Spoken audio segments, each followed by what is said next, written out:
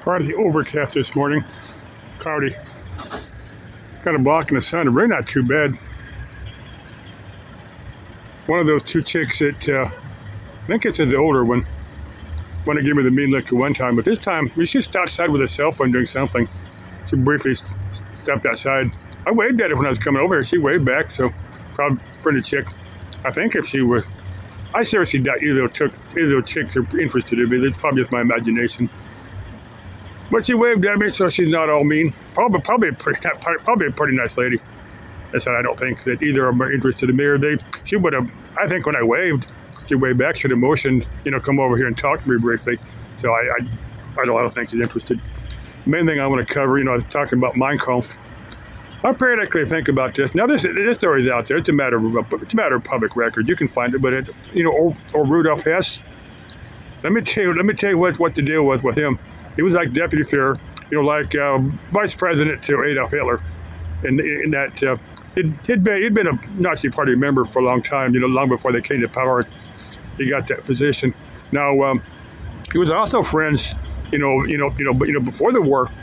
A lot of those royal families over in Europe, English and German, and some of the other houses, they're related to each other. They would, one family would send their daughter or son or something to marry a king, queen or king in another country, just so that they're related. But anyway, Rudolf Hess was friends with some of the British royal family. You can one of the princes over there, and secretly, he took possession of like an ME-110 or something like that, and Brady had pretty good piloting skills, and he had flown it to into Britain. He had this weird peace mission that he was going to propose to one of the the royal family. He'd actually bailed out of the ME-110 and let it crash. I'm not sure quite why he did that. I think he couldn't find a runway close to where he wanted to land. But anyway, of course, he presented himself to this prince. And this prince, had him arrested as a spy. Or he just wanted nothing to do with this with Rudolf Hess's peace plan. Now. I guys going straight. But anyway, the Brits took custody of him. Now he's turning. Let me get out of the road here.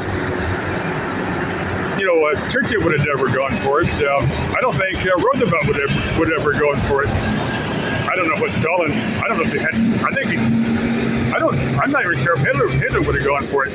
Now, if I were in Hess's shoes, if I were deputy prime minister, instead of going to Britain, I'd go to Switzerland. I would have tried to get some of the top political leaders and generals and stuff, within Germany in power at that time, in positions of power. Try to say, look, let's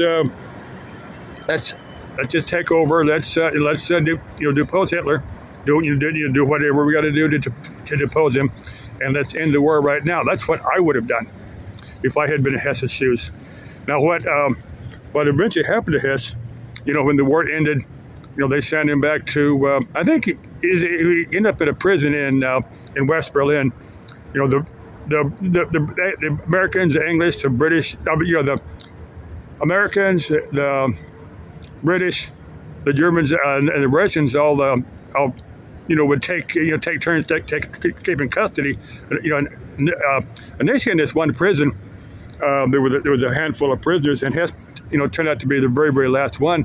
Of course, the British wanted to release him. This guy a little bit old man, and he ended up, there all by himself. He was in his 80s, 90s somewhere. The British wanted to release him and said, "Look, this guy's perfectly harmless," but the Soviets never would go for it. Let the Soviets keep a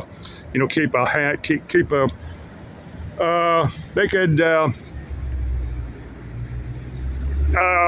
They could have their hands in operations in West Berlin, till Hess ended up dying.